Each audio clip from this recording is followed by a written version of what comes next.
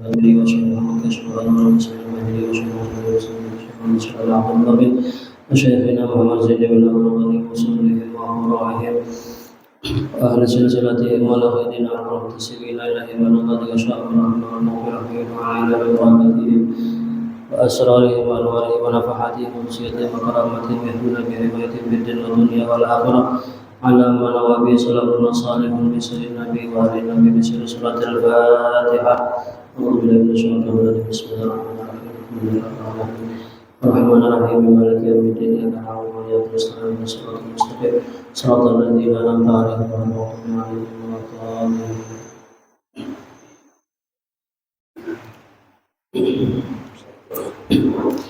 أعوذ بالله من الشيطان الرجيم. إن الله وملائكته يصلون على النبي يا أيها الذين آمنوا صلوا عليه وسلموا تسليما.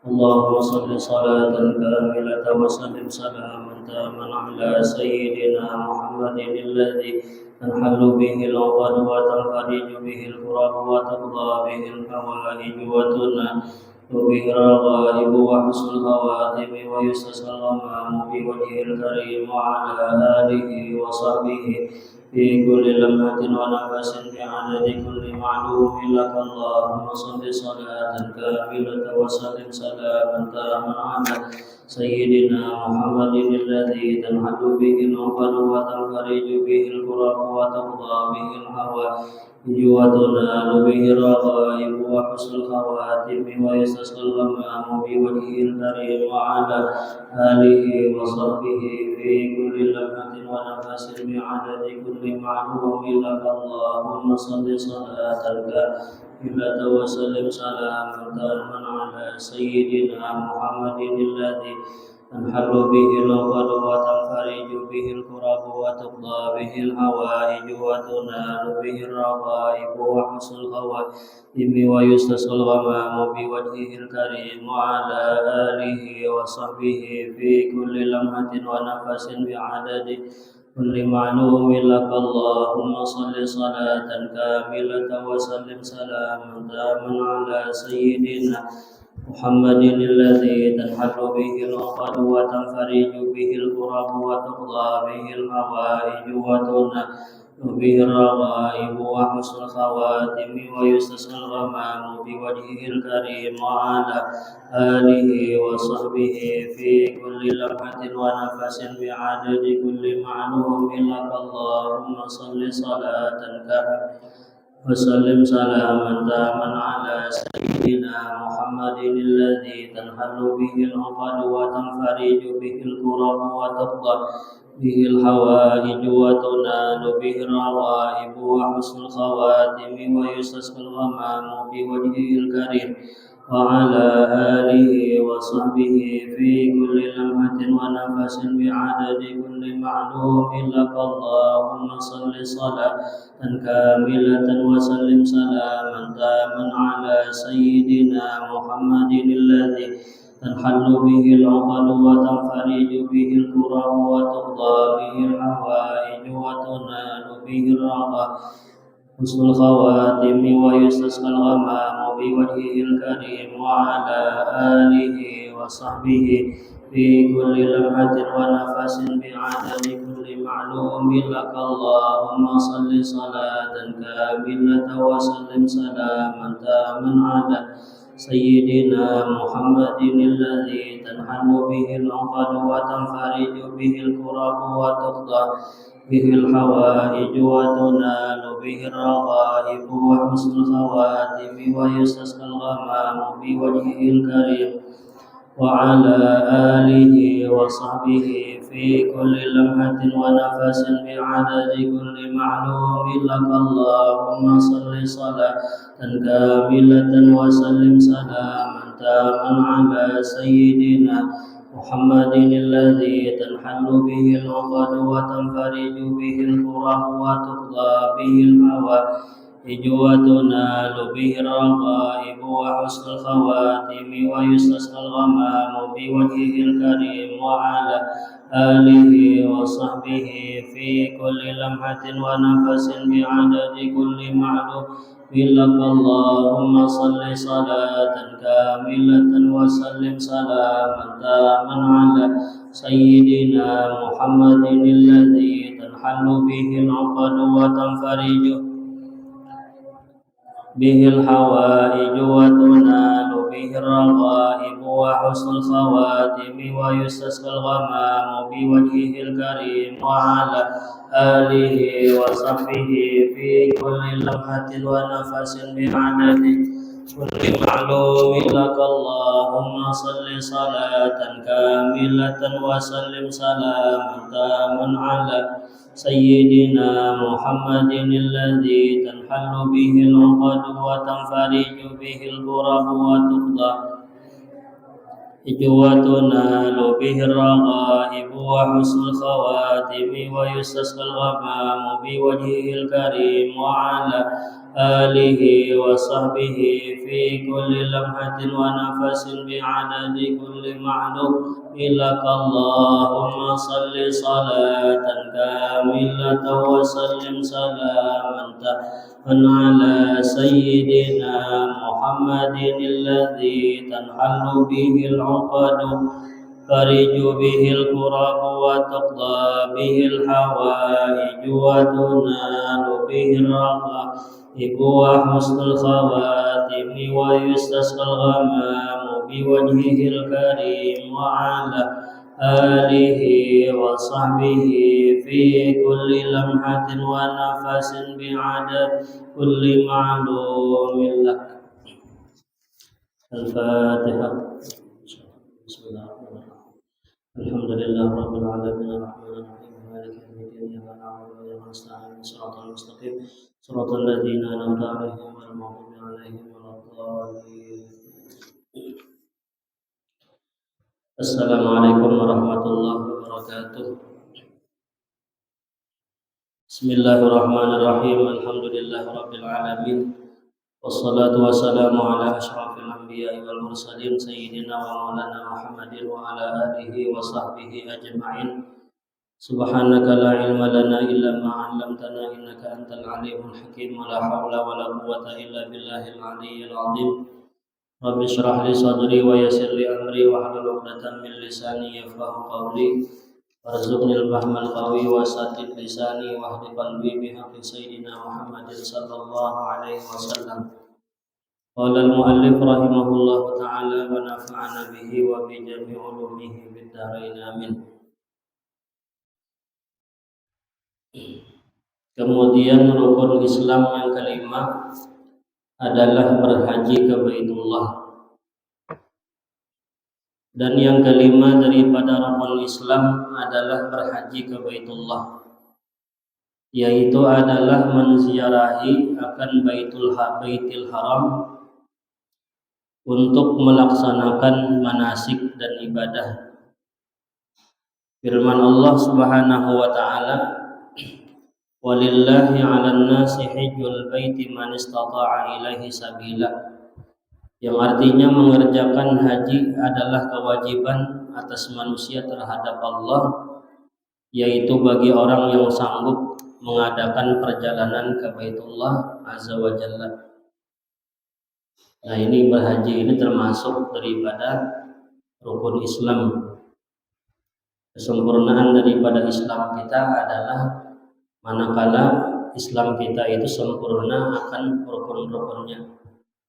Yang kelima daripada rukun Islam adalah melaksanakan haji ke Baitullah bagi orang yang mampu. Nah, jadi sebenarnya rukun Islam itu dua rukun Islam yang bila kita kada mampu maka tidak diwajibkan, artinya kada dituntut untuk melaksanakan, yaitu berhaji dengan bayar zakat. Nah, jadi berhaji ini pun juga adalah kewajiban bagi orang yang mampu atau sanggup kata Allah mengadakan perjalanan ke Baitullah. Jadi sanggupnya di sini baik sanggup fisiknya ataupun sanggup materinya ataupun sanggup di perjalanan ataupun aman di perjalanan. Jadi ongkosnya ada, ketika berangkat ada ongkosnya, kemudian sampai dia kembali pulang pun ongkosnya tersebut cukup. Namun tolaknya aja cukup, misalnya adalah buliknya kada kawa lagi. Nah ini kada mampu orangnya. Ataupun kata ulama lagi yang disebut mampu ongkos di sini, dia berangkat ada ongkos, kemudian buliknya pun ada ongkos, dan yang ditinggal gasan di rumah pun juga ada yang ditinggali. Namun pacangan habis berataan, anak bini tertinggal di rumah pada pacang kada kawa makan misalnya, nah ini kada mampu juga. Artinya ada yang ditinggali di rumah gasan ongkos hidup. Kemudian juga makna mampu di sini orangnya sehat ya kan, walaupun duit ada tapi orangnya kada sehat, nah ini berarti kada mampu juga. Ataupun yang dimaksud mampu di sini alatnya ada. Nah, alat untuk dia pergi ke Baitullah itu ada alatnya. Ada nambah kapal kan orang bahari yang lelah wah ini pesawat. Nah, alatnya ada. Kemudian di perjalanan aman. Walaupun alatnya ada tapi di perjalanan kada aman. Ini belum dikatakan sepenuhnya mampu lah. Jadi ongkosnya ada, orangnya sehat, alat untuk berangkat ke sana ada, kendaraannya, dan kemudian di perjalanan pun adalah aman. Maka ketika itu wajiblah dia itu mengadakan sebuah perjalanan yang disebut berhaji ke Baitullah. Jadi perlu berongkos sujatuhanlah di ayat Al-Quran itu bagi orang yang hendak berhaji. Watazawwadu, dan bersangulah ujar Tuhan. Fa inna khairaz zadi taqwa, karena bahwasanya sebaik-baik ongkos itu adalah ujar Tuhan adalah ketakwaan. Sebaik-baik sangu adalah daripada sangu takwa. Di ayat ini turunnya kepada orang-orang yang berhaji kan? Biar Allah bersangu berongkos. Tapi sebaik-baik ongkos atau sebaik-baik sanguan itu dari Tuhan adalah ketakwaan. Karena bila orang sudah ketika berangkat itu dia orang yang bertakwa kepada Allah, insya Allah dicukupkan Tuhan aja di jalan. Tapi bila ini cukup ongkos duit aja kita takwanya kada ada. Nah ini kena bisa mengakibatkan kehabisan ongkos di jalan enggak, atau merasa ini kada cukupkan dengan ongkos tadi karena takwanya kada ada. Nah, jadi sebaik-baik sanguan dari Tuhan adalah ketakwaan. Dan tidak diwajibkan berhaji ini kecuali atas orang yang mampu. Jadi kada wajib berhaji kecuali bagi orang yang mampu. Dan firman Allah Azza wa Jalla kepada Nabiullah Ibrahim alaihissalam, wa adzin fin nasi bil hajji yatuka rijalan wa ala kulli dhamiri yatina min kulli fajjin amid liyashhadu manafi'a lahum wa yadhkuru ismallah fi ayyamin ma'lumat ala ma razaqahum min bahimatil an'am faqulu minha wa at'imul ba'isal faqir summa liyaqdu tafasahum wal yufu nuzurahum wal yatawafu bil baitil atiq dzalika wa man yu'azzim hurumatillah fa huwa khairun lahu 'inda rabbih. Artinya, dan berserulah kepada manusia untuk mengerjakan haji. Niscaya mereka akan datang kepada engkau dengan berjalan kaki dan mengendarai onta yang kurus yang datang dari segenap penjuru yang jauh. Nah, ini panggilan Nabiullah Ibrahim. Allah menyuruh Nabi Ibrahim agar menyeru kepada manusia untuk mengerjakan ibadah haji. Yakah Abuddin, bapak sekalian agama adalah Nabiullah Ibrahim. Jadi dari Nabi Ibrahim disinilah panggilan agar kita itu melaksanakan ibadah haji. Yang mana dapat panggilan Nabiullah Ibrahim, nah maka dia akan berangkat ibadah haji. Nah jadi ayat ini ujar guru bahari bagus, kesan penglaris dagang di sini adalah ma'adzin finnas bil haji atau karijalan wa ala kulli dhamiri yatina min kulli fajjin amik. Nah ini ditulis di kertas kemudian diandak di atas warung ya kan, atau di dalam toko kita kan, diandak di atas warung gitu. Jadi dihakikatakan warung kita itu nang kayak Baitullah. Jadi orang tuh datang dari segenap penjuru, ada nang Jalan Batis, ada nang kendaraan datang. Nah, ditulis di kertas, kemudian diandak di atas lawang warung. Di dalam warungnya, tapi di atas lawangnya lah, supaya manusia tuh datangan nang kayak model orang datang ke Baitullah juga nih. Nah, cuma kita penulisan azimat atau penulisan wafak itu dalam keadaan suci, dalam keadaan berwudu, menutup aurat, menghadap kiblat. Dan kemudian tulisan-tulisan yang ada lubang-lubang itu jangan tertutup. Kayak misalnya huruf waw ada lubangnya, jangan tertutup. Kemudian huruf apalagi fa, huruf qaf, huruf mim, atau huruf dot atau sad. Nah, itu semuanya huruf-huruf nang berlubang itu jangan tertutup penulisnya. Dan kemudian cara penulisan wafak itu pulang atau azimat itu tanpa baris, tanpa tanda baca. Jadi kada usah dibarisi, ada usah pulang ditambah titik.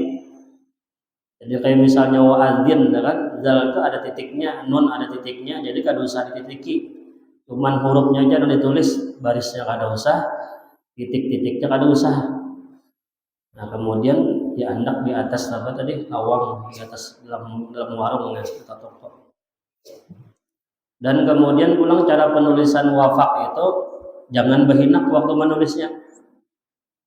Sangguplah, tapi mun sayatan kada jua bang, ya kan, mun sayatan kada berhinak, jangan pingsan-pingsan kita menulis ya kan. Menulisnya itu sekalimat-sekalimat aja, misalnya wa'adzin. Nah, waktu menulis wa'adzin itu jangan berhinak dulu, jangan berhinak, karena bila sudah habis sekalimat hanya berhinak pulang. Karena waktu menulis itu pulang tahan pulang napas, enggak pas sekalimat atau dua kalimat, misalnya kada sanggup lagi angkat pulang pulpennya, berhinak pulang, hanya tulis pulang. Nah, jadi tulisan apapun azimat kah atau wafak kah atau yang kayak orang baulah babasal macam-macam itu kan ada berhinak menulisnya. Jadi tunggal digitan kadang sayatan kada. Dan jadi sampai bacaannya itu sampai mingkuli fajin amik, datang dari segala penjuru nang jauh. Nah, jangan ditambahi karena liyashhadu manafi'alahum, jangan disambungi tulisannya itu. Karena ujar guru bari bila tulisan itu ditambahi pulang liyashhadu manafi'alahum, ini kan dagangan kita tuh orang melihat aja menukari kada. Kenapa tulisannya kan liyashhadu itu menyaksikan manfaat bagi mereka, artinya orang datangannya banyak datangan tapi melihat aja, mbak itu berjauhan. Nah, jadi mbak sampai mingkuli fajin amik tadi tutup sudah lipat ya lah, mbak itu simpan di anak di atas lawang. Jangan kelebihan menulis sampai liyashhadu manafi'alahum tadi ya tadi dagangannya kada bayo, datangan banyak aja bang orang melihat ya. Ada batakun haraga sekalinya kada jadi menukar.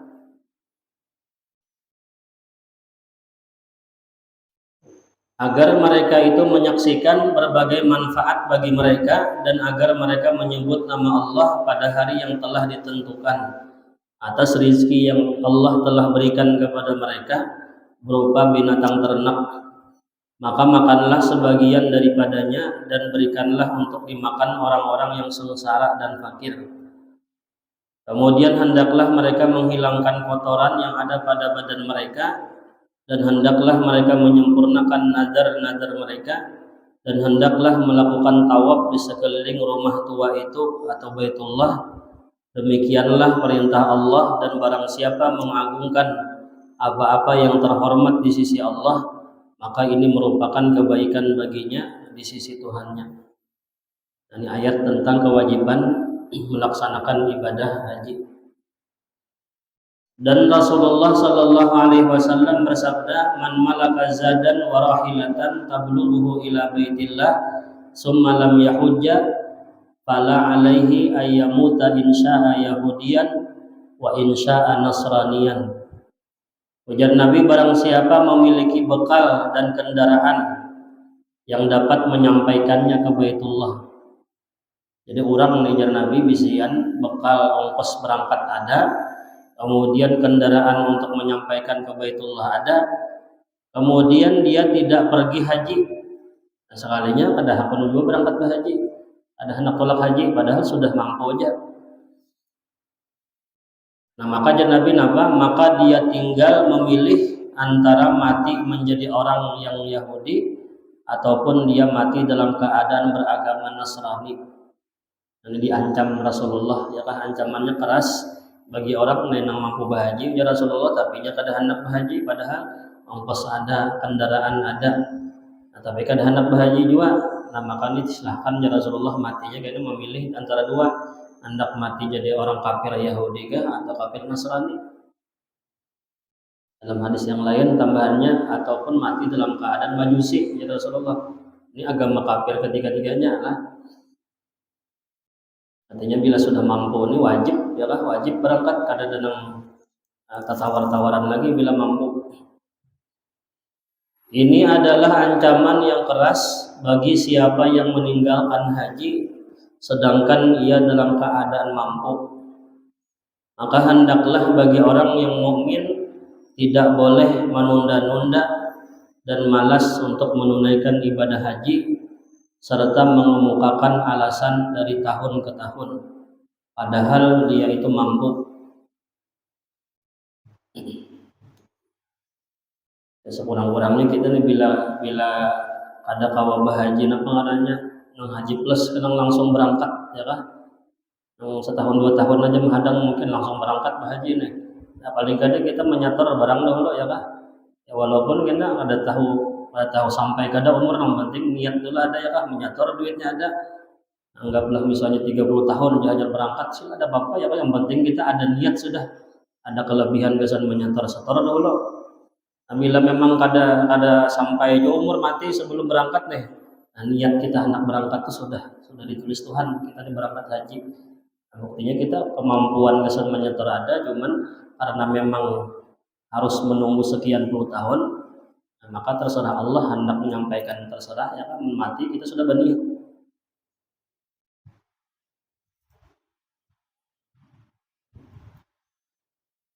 Ia tidak tahu barangkali kematian menjemputnya atau hilang kemampuannya sedangkan dia telah menanggung kewajiban haji karena sudah mampu.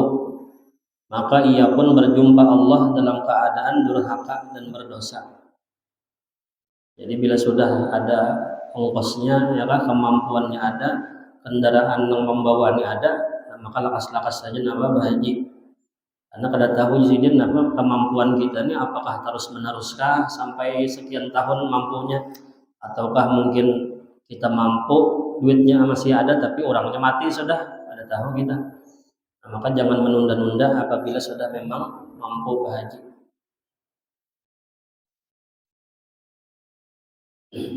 Mudah-mudahan kita pada tahan sampai ke Makkah Madinah ya Allah.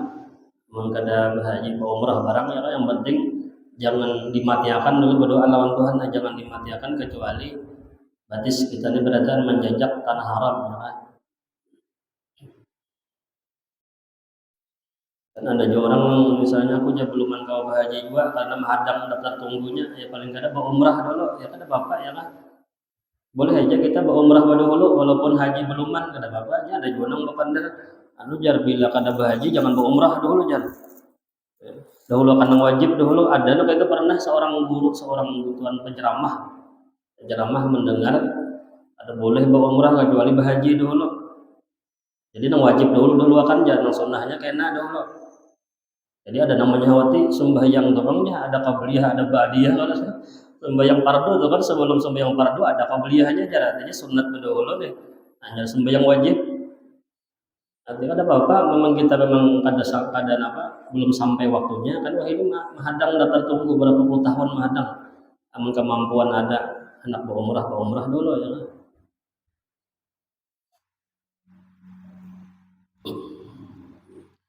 Nah, kemudian yang berikutnya adalah rukun iman.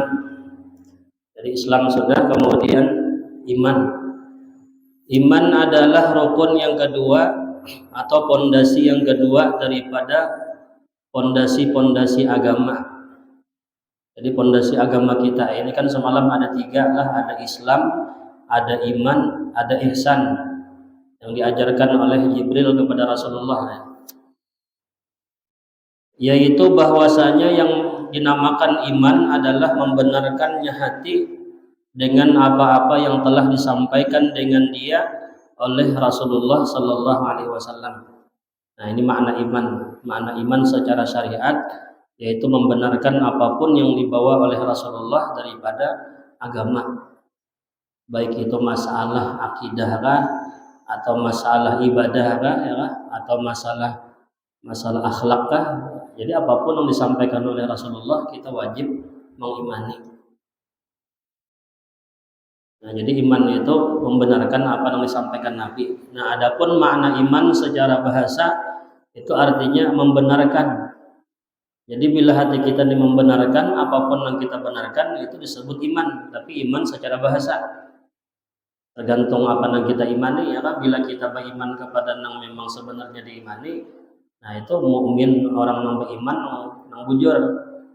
Tapi bila kita beriman kepada yang kada bujur, nah maka iman kita pun dianggap kada bujur.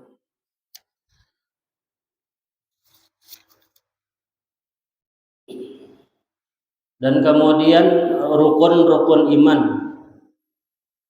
Rukun iman ada 6. Yang pertama adalah beriman kepada Allah. Yang kedua beriman kepada malaikat-malaikatnya. Yang ketiga beriman kepada kitab-kitabnya. Yang keempat beriman kepada rasul-rasulnya. Yang kelima beriman kepada hari akhir atau hari kiamat. Dan yang keenam beriman kepada qadar dan qadar yang baik dan buruk datang daripada Allah Azza wa Jalla. Nah, ini rukun iman kan? Jadi ada 6 rukun iman. Dan ujar ulama ngaran iman itu adalah kaitannya lawan hati. Jadi bila disebut iman berarti hati membenarkan. Nah, adapun mengucap 2 kalimat syahadat ini karena bukan rukun daripada iman, bukan daripada syarat orang itu dikatakan iman. Tapi syahadat itu sebagai syarat orang itu berlakunya hukum-hukum Islam kepada orang tersebut. Jadi bila sudah orang itu beriman kepada Allah dengan hatinya, maka orang itu dikatakan orang yang beriman. Walaupun dia kadang mau mengucap 2 kalimat syahadat. Karena sebenar-benarnya iman itu jar ulama adalah hati membenarkan. Walaupun untungnya kadang mau bersyahadat. Tapi bila orang itu kada bersyahadat, nah maka karena hatinya beriman kepada Allah, untungnya kada mau bersyahadat, itu disebut namanya mukmin indallah, kafir indannas. Di sisi manusia masih dianggap kafir, tetapi di sisi Allah dianggap orang yang beriman. Karena hanya memilih iman di hati aja, tapi lidahnya kada mau bersyahadat. Ada bersyahadat ini bukan sebab karena inya bisulah atau bukan karena dipaksa jangan mengucapkan, kada. Orangnya mampu berucap, misalnya dipaksa orang kada juga, tapi nya kada mau mengucapkan syahadat. Imannya beriman aja lawan Tuhan di hati. Nah, maka orang demikian seperti ini orang yang beriman di sisi Allah tapi masih dianggap kafir di sisi manusia. Dan bilainya kada mau bersyahadat itu karena hukum-hukum Islam kada kawa diberlakukan biasanya.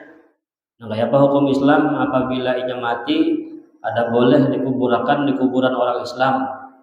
Karenanya masih dianggap orang kafir di sisi manusia. Kemudian pulang hewan sembelihannya kada boleh dimakan karena dia masih belum dianggap orang non muslim di hukum di dunia. Kemudian sembahyang kada boleh dijadikan imam sembahyang.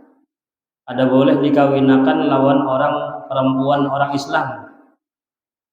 Nah, ini adalah hukum-hukum Islam yang apabila inya itu tidak mengucap syahadat, maka hukum-hukum Islam pun kada berlaku lawan orang tersebut.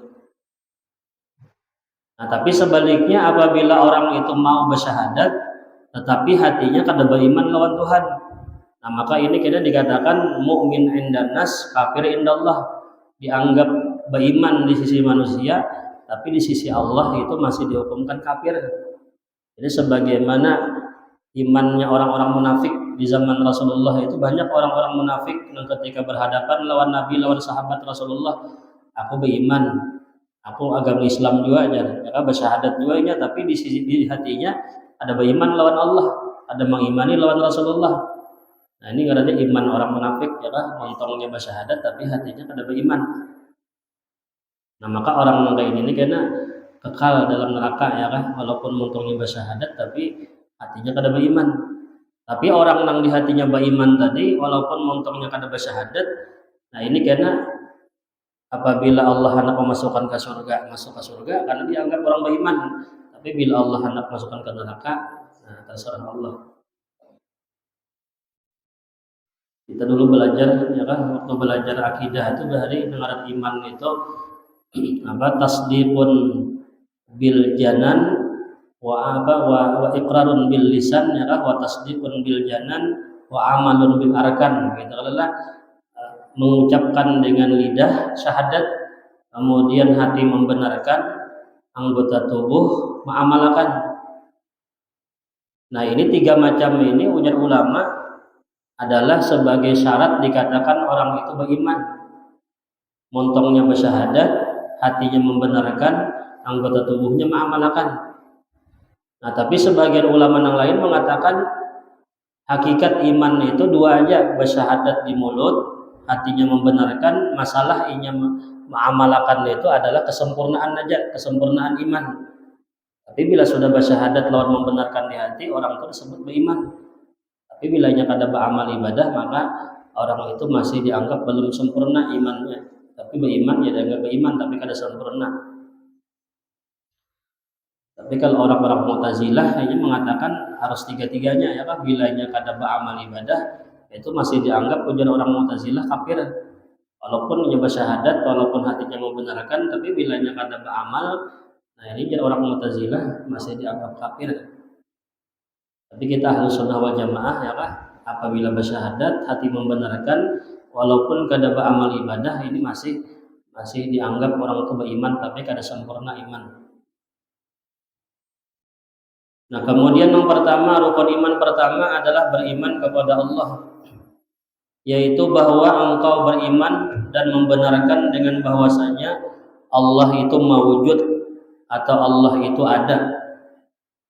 Sesungguhnya Allah Azza wa Jalla itu esa atau tunggal, dan Allah bersifat dengan setiap sifat-sifat kesempurnaan, dan Allah maha suci daripada setiap sifat kekurangan.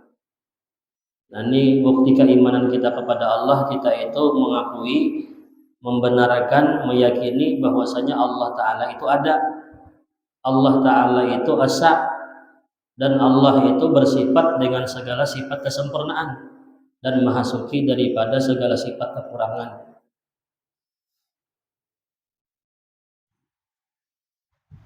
Dan sesungguhnya Allah Azza wa Jalla yang melakukan dan memilih, dan sesungguhnya Allah yang maha memperbuat bagi apa-apa yang dikehendakinya, tidak akan berlaku di kerajaannya kecuali apa-apa yang dikehendakinya. Jadi apapun yang terjadi di alam semesta ini berdasarkan kehendak Allah, berdasarkan kuasa Allah. Bila terjadi berarti itu sesuatu yang sudah dikehendaki Allah, sesuatu yang ditakdirkan oleh Allah.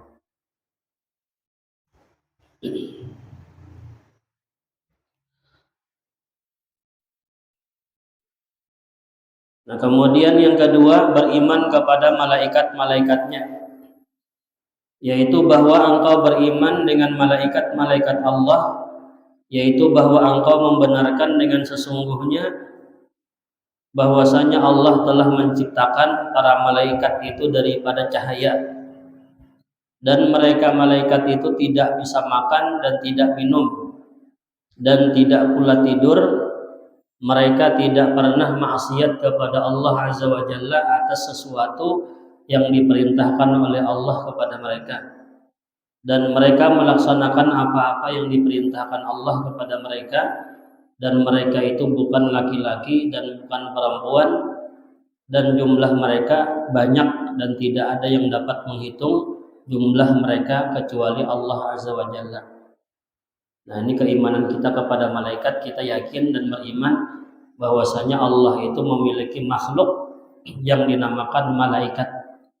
Jadi malaikat ini diciptakan Allah daripada cahaya. Dan kemudian malaikat ini pula makhluk Allah yang kada pernah melawan dengan perintah Tuhan. Apabila Allah menyuruh digawinya, kada pernah maksiat dengan perintah Allah. Makanya malaikat itu ujar Tuhan, bila Allah menyuruh sujud, sujud seumuran.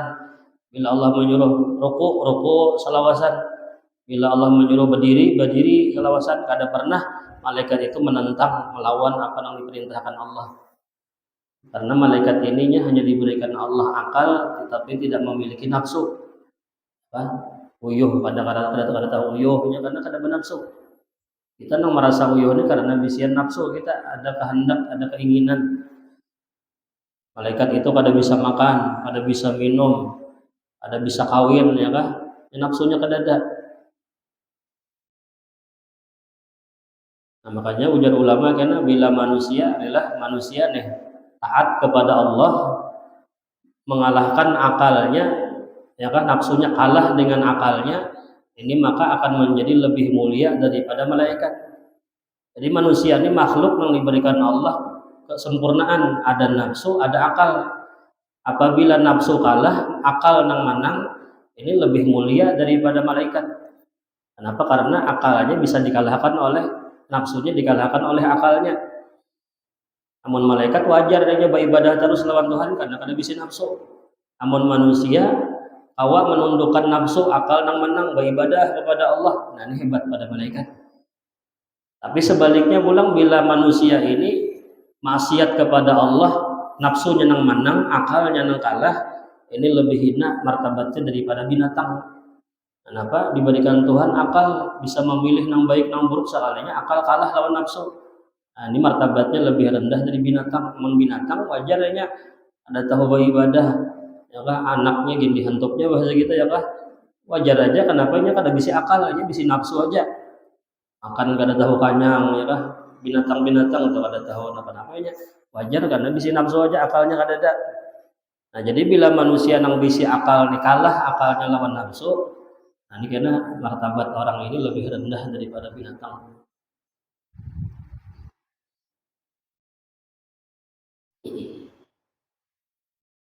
Dan kemudian keyakinan kita bahwasanya malaikat itu bukan laki-laki dan bukan perempuan. Jadi jangan mengatakan kita laki-laki, malaikat ini laki-laki, ya salah, ya kan? Perempuan pun lain, apalagi bincong dibedahkan bagiannya. Bahkan bila kita mengatakan malaikat itu laki-laki, ujar ulama karena hukumnya adalah mengada-ngada, ya bid'ah, sesuatu yang mengada-ngada. Bila kita mengatakan malaikat itu perempuan, maka hukumnya berdosa. Dan bila mengatakan malaikat itu adalah bencong, maka hukumnya kafir oleh ulama. Karena ini lebih hina lagi, ya kan, sedangkan babiniannya kada boleh kita mengatakan babinian, apalagi dipadahkan bencong. Tapi di zaman Rasulullah itu malaikat Jibril itu kan rancak menyerupai laki-laki lah, menyerupai sahabat Nabi yang bernama siapa? Dihyah. Dihyah ini dikatakan orangnya bungas benar orangnya. Jadi Jibril itu sering menyerupai Dihyah, tapi bukan laki-laki, tapi hanya menyerupai laki-laki.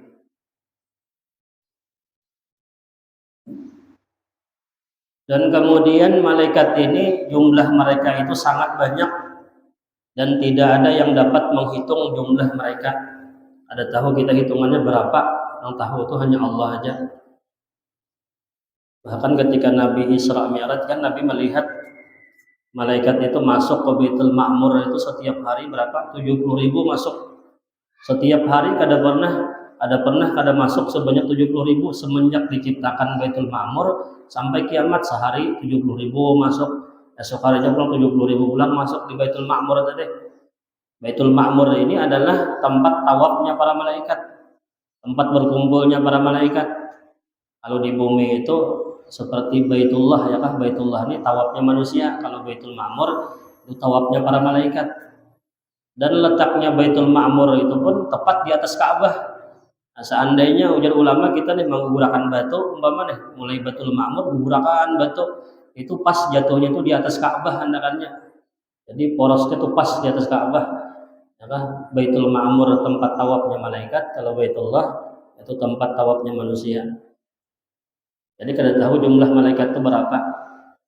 Nah, cuman yang Allah wajibkan kita ini tahu dengan malaikat itu hanya 10 aja, ya kan? Mulai Jibril sampai malaikat Ridwan. Nah, 10 itu aja yang diwajibkan kita ini tahu. tahu ya kan, hafal, kemudian beserta tugas-tugasnya pulang. Dan malaikat yang sekian banyaknya tadi itu pemimpinnya ada 4 orang. Jibril, Mikail, Israfil, Israel. Itu pemimpinnya semua malaikat. Nang ba-4 ini pulang nang menjadi pemimpin yang paling atas Jibril. Jibril ini kepalanya segala malaikat. Nah, seperti halnya sahabat-sahabat Rasulullah itu kan banyak, ribuan jumlah sahabat Rasulullah. Tapi sahabat yang paling utama adalah 10 orang sahabat yang dijamin masuk surga. Nang be-10 itu pulang diambil pulang nang paling utamanya ba-4, Abu Bakar, Umar, Utsman, Ali. Nah, nang ba-4 itu pulang nang paling utamanya adalah Abu Bakar. Nah, jadi kalau malaikat ini pemimpin semua para malaikat adalah malaikat Jibril. Ini rajanya, kita rajanya malaikat adalah.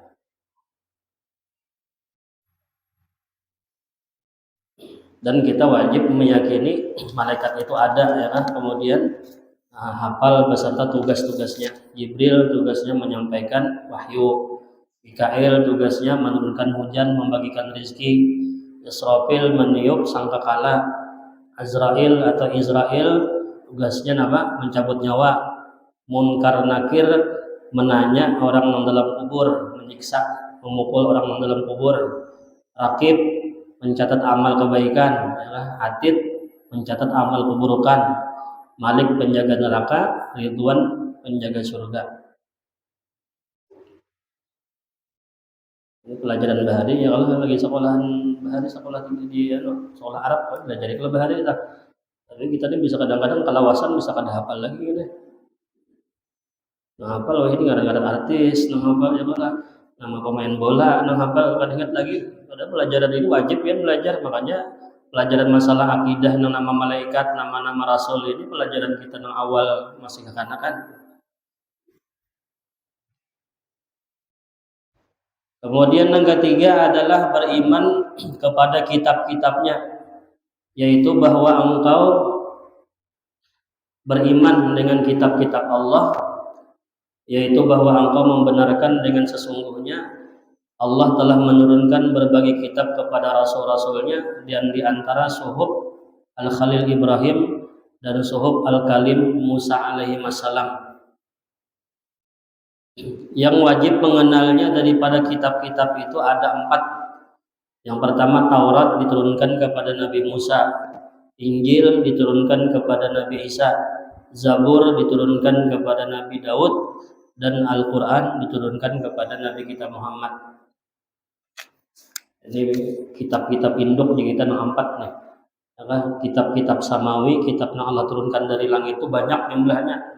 Selain dari 4 ini ada pulang suhuf-suhuf ya kah, lembaran-lembaran yang diserahkan kepada Nabi Ibrahim, kepada Nabi Musa, Nabi Isa ya kan. Nah, kemudian semua kitab-kitab samawi itu dikumpulkan dalam 4 kitab induk, kitab Taurat, Injil, Zabur, Al-Quran. Nah, 4 ini pulang diambil intisarinya terkumpul dalam kitab Al-Quran. Nah, Al-Quran ini mengumpul semua kitab-kitab yang Allah turunkan dari langit. Dan Al-Quran itu pulang para ulama dikumpulkan dalam surah Fatihah. Nah, surah Fatihah itu dikumpulkan pulang dalam ayat Bismillah. Bismillah dikumpulkan dalam huruf ba-nya, ba yang di awal Bismillah. Nah, dan ba itu pulang dikumpulkan dalam 1 titik di bawahnya itu. Nuqtatul wujud atau nur Sayyidina Muhammad sallallahu alaihi wasallam.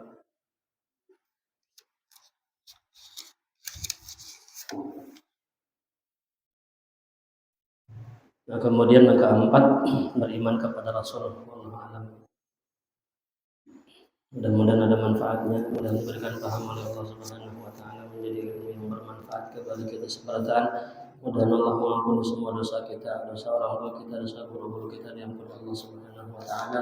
Dan mudah-mudahan dengan berkat kita berkumpul di tempat ini, mudah-mudahan terkumpul beratan dalam surganya Allah bersama Rasulullah sallallahu alaihi wasallam, dan mudah-mudahan kita beratan diwafatkan dalam keadaan husnul khatimah, husnul khatimah, ada niat wa ila hadratin Nabi al-Fatihah. Bismillahirrahmanirrahim. Alhamdulillahirabbil alamin, arrahmanirrahim, maliki yaumiddin. صراط الذين أنعمت عليهم غير المغضوب عليهم ولا الضالين آمين. بسم الله الرحمن الرحيم. الحمد لله رب العالمين، اللهم صل وسلم على سيدنا محمد وعلى آله وصحبه أجمعين. اللهم انفعنا بما علمتنا وعلمنا ما ينفعنا وزدنا علما وزدنا علما وزدنا علما. اللهم ارزقنا الإخلاص بطلب العلم ومن الشر وبدين طاعة. اللهم اصلح عيوبنا وعيب معلمنا ولا تضيق بركة علومهم عنا. ربنا آتنا في الدنيا حسنة وفي الآخرة حسنة وقنا عذاب النار. وصلى الله على سيدنا محمد وعلى آله وصحبه وسلم. الحمد لله رب العالمين. تقبل الله منكم.